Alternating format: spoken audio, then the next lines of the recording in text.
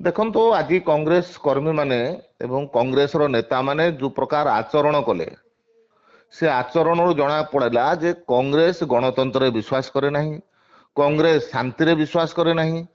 କହିଲା ଶାନ୍ତିପୂର୍ଣ୍ଣ ଆନ୍ଦୋଳନ, କିନ୍ତୁ ଦେଖାଗଲା ଅଣ୍ଡା ଠାରୁ ଆରମ୍ଭ କରିକିରି ପଥର, ପାଣି ବୋତଲ, ଚେୟାର ପର୍ଯ୍ୟନ୍ତ ପୋଲିସ ଉପରକୁ ଫୋପାଡ଼ିଲେ। ଅନେକ ପୋଲିସ ମଧ୍ୟ ଲହିଲୁହାଣ ହେଲେ ଏବଂ ବ୍ୟାରିକେଡ୍ ଭାଙ୍ଗିକିରି ଯୋଉ ପ୍ରକାର ଭାବରେ ଆଗକୁ ବଢିବା ପାଇଁ ଚେଷ୍ଟା କଲେ, ସେ ଦୃଷ୍ଟିରୁ ଏ କଥାକୁ ନିନ୍ଦା କରିବା ପାଇଁ ଆମ ପାଖରେ ଭାଷା ନାହିଁ। କଂଗ୍ରେସ ତାର ଅସଲ ଚରିତ୍ର ଏ ଆନ୍ଦୋଳନ ମାଧ୍ୟମରେ ଦେଖାଇଦେଲା ଯେ କଂଗ୍ରେସ ହେଉଛି ହିଂସାର ଦଳ। କଂଗ୍ରେସ या ପୂର୍ବରୁ ତାଙ୍କ ଦଳ କାର୍ଯ୍ୟାଳୟ ଭିତରେ ନିଜ ନିଜ ଭିତରେ ଝଗଡ଼ା କରି ହିଂସା କରିଥିଲେ। ଏବେ ମଧ୍ୟ ଓଡ଼ିଶାବାସୀଙ୍କୁ ଦେଖାଇଦେଲେ ଯେ ସେ କୋଉ ପ୍ରକାର ହିଂସା କରିପାରନ୍ତି। ଦେଖନ୍ତୁ, ହିଂସା ଦ୍ୱାରା ଚାପ ପଡ଼ିପାରିବ ନାହିଁ। ସରକାର ହିଂସାକୁ ଦୃଢ଼ ହସ୍ତରେ ଦମନ କରିବେ। କୌଣସି ପ୍ରକାର ଅରାଜକତାକୁ କୌଣସି ପରିସ୍ଥିତିରେ ପ୍ରଶ୍ରୟ ଦେବେ ନାହିଁ।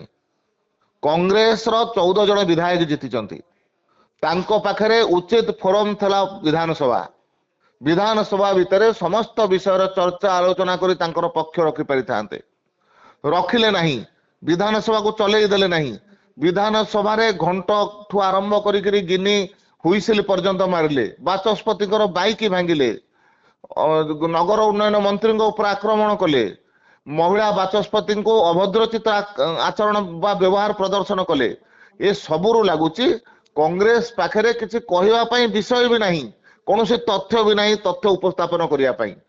ତେଣୁ କଂଗ୍ରେସ ଯେତେବେଳେ ଓଡ଼ିଶା ରାଜନୀତିରେ ଗୋଟେ ଅସ୍ତଗାମୀ ରାଜନୈତିକ ଦଳ ହେଇଛି, ସେହି ସମୟରେ ନିଜର अस्तित्व को बंचेवा पाई ए प्रकार आंदोलन करिकिरी लोकंक पाखरे देखाइबा पाई चाहूची जे आमे अछु। किंतु ओडिशा लोक शांतिप्रिय लोक, ओडिशा लोक हिंसा को विश्वास करते नहीं।